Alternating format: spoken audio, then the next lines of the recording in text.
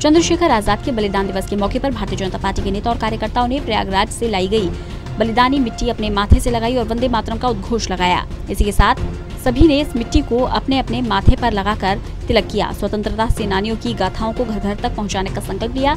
BJP के प्रदेश अध्यक्ष ओम प्रकाश धनखड़ ने कांग्रेस पर निशाना साधते हुए कहा कि अगर कांग्रेसियों की नीयत साफ होती तो इलाहाबाद के अल्फ्रेड पार्क में चंद्रशेखर आजाद का बलिदान नहीं होता। भारतीय जनता पार्टी किसान मोर्चा ने आज हरियाणा बोलेगा वंदे मातरम चंद्रशेखर आजाद के बलिदान दिवस को पूरे हरियाणा की हर विधानसभा में पूरे भावपूर्ण तरीके से भावांजलि देने का एक आयोजन किया है। 22 फरवरी को एक डेलीगेशन प्रतिनिधिमंडल चंद्रशेखर आजाद पार्क प्रयागराज गया था।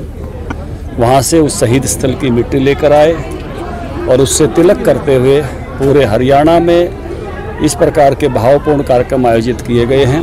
हमारा प्रयास है कि आज़ादी के इस अमृत महोत्सव में हर वीर को जो उसका योगदान है देश की आज़ादी के लिए उसी भाव के साथ याद करें। 7 मार्च को मुख्यमंत्री मनोहर लाल खट्टर हरियाणा सरकार का बजट पेश करेंगे, जिस पर प्रदेश अध्यक्ष ओम प्रकाश धनखड़ ने कहा कि हर वर्ग को ध्यान में रखते हुए बजट बनाया जा रहा है। बजट में हरियाणा के लिए बहुत कुछ खास होगा।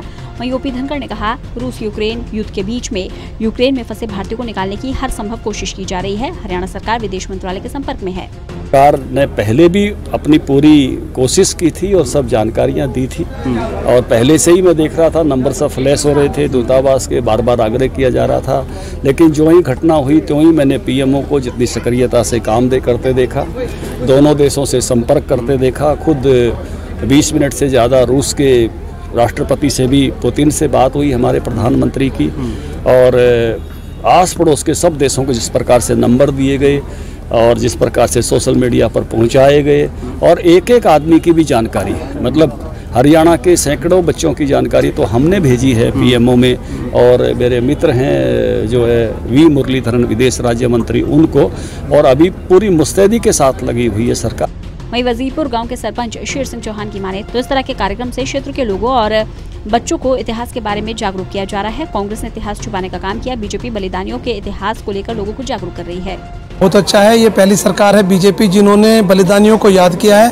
पहले किसी सरकार ने याद किया। ये माननीय हमारे यशस्वी अध्यक्ष भारतीय जनता पार्टी ओम प्रकाश धनखड़ जी ने ये बेड़ा उठाया और बार बार हर एक जो हमारे जिन्होंने हमारे देश के लिए बलिदान दिया है उनको याद करने का काम किया है। इससे देश में, हमारे प्रांत में बहुत ज़्यादा खुशी की लहर है और हम चाह रहे हैं कि आगे भी सभी को याद करने का मौका मिलेगा।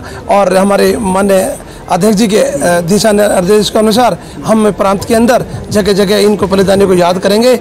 बीजेपी प्रदेश अध्यक्ष ने कहा कि स्वतंत्रता के लिए सब कुछ न्यौछावर करने वाले स्वतंत्रता सेनानियों की गाथाएं हमें मजबूती प्रदान करती है। एक राष्ट्र को वहां के बलिदानियों की वीर गौरव गाथाएं मजबूती देती है। इसलिए हमें चंद्रशेखर आजाद, सुभाष चंद्र बोस, भगत सिंह, राजगुरु जैसे सैकड़ों महान बलिदानियों की सूची, शौर्य गाथाएं बच्चों को पढ़ानी चाहिए। गुरुग्राम से करण जयसिंह की रिपोर्ट।